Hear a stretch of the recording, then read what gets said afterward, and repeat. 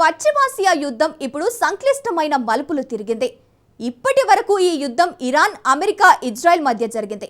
కానీ ఇప్పుడు యుద్ధం మంటలు గల్ఫ్ అరబ్ దేశాలకు కూడా వ్యాప్తిస్తున్నాయి. ఈ యుద్ధానికి ముందు వరకు దౌత్య పరిష్కారం కోరిన గల్ఫ్ దేశాలు ఇప్పుడు దాడులను ఆపొద్దని ట్రంప్ను కోరుతున్నాయి. ఇరాన్ ముప్పును శాశ్వతంగా తొలగించాలని గల్ఫ్ దేశాలు భావిస్తున్నాయి. కానీ ట్రంప్ మాత్రం యుద్ధాన్ని త్వరగా ముగించాలని తొందరపడుతున్నాడు. గల్ఫ్ దేశాల మాటలను ట్రంప్ వింటారా? గల్ఫ్ దేశాలను యుద్ధంలోకి లాగాలని ట్రంప్ యత్నిస్తున్నాడా? అరబ్ దేశాలు యుద్ధంలోకి వస్తే ఇరాన్ ఎలా రియాక్ట్ అవుతుంది? షియా సున్నీ పోరాటంతో పశ్చిమాసియా ముఖ చిత్రం మారుతోందా? గల్ఫ్ దేశాల ఆశలు నెరవేరుతాయా? Watch the story.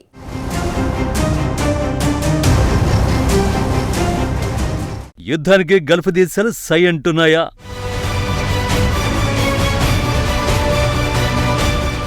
అరబ్ దేశాలకు అమెరికా పెట్టిన షరతులేంటి?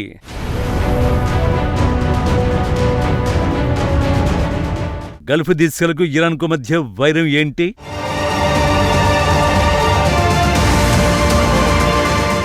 యుద్ధంలో ఇరాన్ దాడులు ప్రాంతీయంగా విస్తరించాయి. కేవలం ఇరాన్ నగరాలు, అమెరికా సైనిక బేస్లపై మాత్రమే దాడులతో తెహ్రాన్ సరిపెట్టుకోవడం లేదు. గల్ఫ్ అరబ్ దేశాలపై కూడా దాడుల్ని ముమ్మరం చేసింది. ఈ దాడుల వెనుక ఇరాన్ ప్లాన్ క్రిస్టల్ క్లియర్ గా కనిపిస్తోంది. గల్ఫ్ దేశాలకు భారీ నష్టాన్ని కలిగించడంతో శాంతి కోసం డొనాల్డ్ ట్రంప్ పై ఆయా దేశాలు ఒత్తిడి పెంచాలని ఇరాన్ కోరుకుంటోంది. కానీ ప్రస్తుతం పరిస్థితులు అందుకు విరుద్ధంగా సాగుతున్నట్టు కనిపిస్తోంది. యుద్ధాన్ని ఆపొద్దని గల్ఫ్ దేశాలు ట్రంప్ను కోరుతున్నట్టు తాజా నివేదికలు వెల్లడిస్తున్నాయి. అంటే ఇరాన్ పై దాడులు కొనసాగించాలని గల్ఫ్ దేశాలు కోరుకుంటున్నాయన్నమాట. అసలు ఎందుకలా గల్ఫ్ దేశాలు కోరుతున్నాయి? నిజానికి యుద్ధానికి ముందు ఇదే గల్ఫ్ దేశాలు దౌత్యానికి మొగ్గు చూపే. ఇరాన్ పై దాడి చేయడానికి అమెరికాకు తమ గగనతలని ఇచ్చేందుకు నిరాకరించాయి. మరి ఈ 3 వారాల్లో ఏం జరిగింది? ఎందుకు గల్ఫ్ దేశాలు ఇప్పుడు యుద్ధానికే మొగ్గు చూపుతున్నాయి?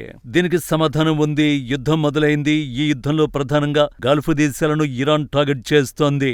గల్ఫ్ దేశాల చమురు క్షేత్రాలు, ఓడరేవులు, చివరికి హోటళ్ల వంటి పౌర ప్రాంతాలపై కూడా తెహ్రాన్ దాడులు చేసేస్తోంది. గల్ఫ్ పై ఇప్పటి వరకు సుమారు 2000కు పైగా క్షిపణులు, డ్రోన్లను ఇరాన్ ప్రయోగించింది. అరబ్ దేశాల ఆర్థిక మూలాలను దెబ్బతీస్తోంది. గల్ఫ్ దేశాల ఆర్థిక వ్యవస్థకు ఇంధన ఎగుమతులే ప్రధాన ఆధారం.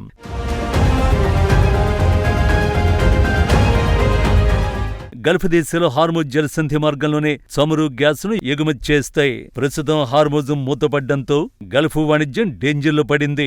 ఈ పరిణామాలు గల్ఫ్ దేశాలకు తీవ్ర ఆగ్రహాన్ని కలిగిస్తున్నాయి. తాజా నివేదికల ప్రకారం గల్ఫ్ దేశాలు తక్షణ శాంతిని కోరుకోవడం లేదు. ఇరాన్ సామర్థ్యాలను దెబ్బతీస్తూనే ఉండాలని ట్రంప్ను గల్ఫ్ దేశాలు కోరుతున్నాయి. అంటే భవిష్యత్తులో ఇరాన్ తమపై ఎన్నడూ దాడి చేయలేనంతగా బలహీనపరచాలి అన్నదే గల్ఫ్ లక్ష్యం. అయితే డొనాల్డ్ ట్రంప్ గల్ఫ్ మాట వింటారా? ఇక్కడ అమెరికా క్విడ్ ప్రోకో కోరుతున్నట్టు తెలుస్తోంది. వాషింగ్టన్ ఓ షరతు పెట్టింది. గల్ఫ్ దేశాలు కూడా యుద్ధంలో భాగస్వాములు కావాలని కోరుతోంది.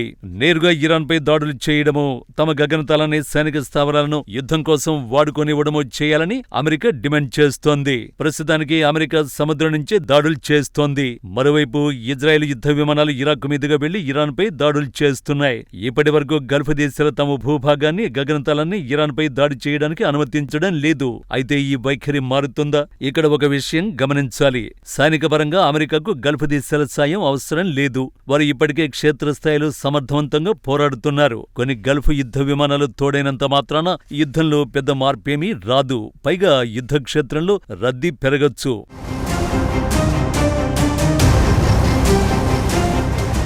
రాజకీయంగా మాత్రం గల్ఫ్ దేశాల యుద్ధంలో చేరాలని అమెరికా కోరుకుంటోంది. ఎందుకంటే ట్రంప్ చేస్తున్న యుద్ధానికి అంతర్జాతీయంగా ఆమోదం లభించినట్లవుతుంది. కానీ గల్ఫ్ దేశాలకు ఇదొక పెద్ద చిక్కుముడి. ఒకవేళ యుద్ధంలో గల్ఫ్ దేశాలు చేరితే ఇరాన్ కు మరో సాగు దొరుకుతుంది. అప్పుడు ఇరాన్ దాడులను మరింత తీవ్రం చేస్తుంది.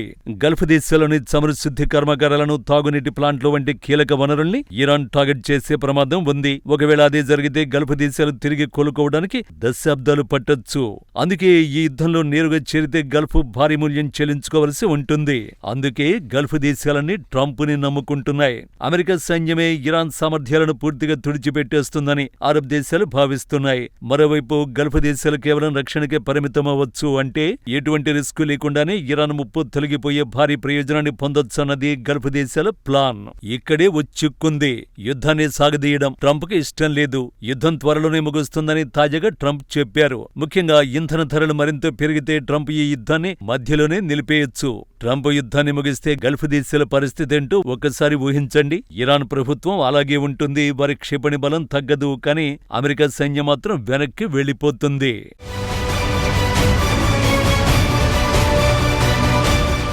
మళ్లీ హార్ముజ్ జలసంధిని ఇరాన్ అడ్డుకుంటే ఏంటి పరిస్థితి? గల్ఫ్ నగరాలపై మళ్లీ క్షిపణుల వర్షం కురిపిస్తే ఎవరు కాపాడుతారు? గల్ఫ్ దేశాల పాలిట అత్యంత భయంకరమైన పరిస్థితి ఇది. అందుకే ఈ యుద్ధం కొనసాగాలని గల్ఫ్ దేశాలు కోరుకుంటున్నాయి. ప్రస్తుతం అరబ్ దేశాలకు 2 మార్గాలున్నాయి. మొదటి మార్గం యుద్ధం ఇప్పుడే ముగిసిపోవడం, కానీ ఇరాన్ ముప్పు అలాగే పొంచి ఉండడం. రెండో మార్గం యుద్ధం మరికొంతకాలం కొనసాగడం, తద్వారా ఇరాన్ ముప్పును పూర్తిగా నిర్వీర్యం చేయడమే గల్ఫ్ లక్ష్యం. తాజా నివేదికల ప్రకారం గల్ఫ్ దేశాలు రెండో ఆప్షన్ వైపు మొగ్గు చూపుతున్నాయి. ఈ విషయం ఇరాన్ కు కూడా తెలుసు. అందుకే ఇరాన్ విదేశాంగ మంత్రి అబ్బాస్ అరాగ్చి వార్నింగ్ ఇచ్చాడు.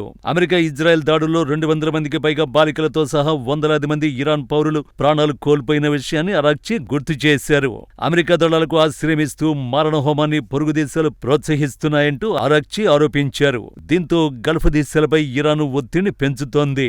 గల్ఫ్ దేశాల్లోని అమెరికా సైనిక స్థావరాల్ని తొలగించాలని ఇరాన్ డిమాండ్ చేస్తోంది. ప్రస్తుతానికి అది అసాధ్యం, కానీ పశ్చిమాసియాలో అమెరికా ముప్పుకు శాశ్వత ముగింపు పలకాలని ఇరాన్ భావిస్తోంది. అమెరికా స్థావరాలు వెస్టాసియా నుంచి వెళ్లిపోవాలని వారు కోరుకుంటున్నారు. అయితే ఇది కేవలం ప్రస్తుత యుద్ధానికి సంబంధించిన విషయం మాత్రమే కాదు.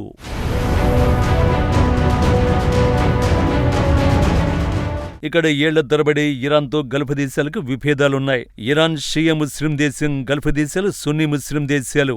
కాబట్టి ఈ పోరాటం కేవలం చమురు, భద్రత, ప్రాణ నష్టానికి సంబంధించింది ఏమాత్రం కాదు. పశ్చిమాసియాను తమకు అనుకూలంగా మార్చుకోవాలని ఇరాన్ ప్లాన్ వేస్తోంది. ఇజ్రాయిల్, అమెరికా ఆధిపత్యం ఉండేలా ఏకధ్రువ పశ్చిమాసియాను ఇజ్రాయిల్ కోరుకుంటోంది. గల్ఫ్ దేశాలేమో ఇరాన్ ముప్పు లేని స్థిరమైన పశ్చిమాసియాను కోరుకుంటున్నాయి. ఈ యుద్ధం ముగిసి పరిస్థితులు సద్దుమణిగిన తర్వాత చివరకు ఎలాంటి పరిస్థితులు నెలకొంటాయో వేచి చూడాలి.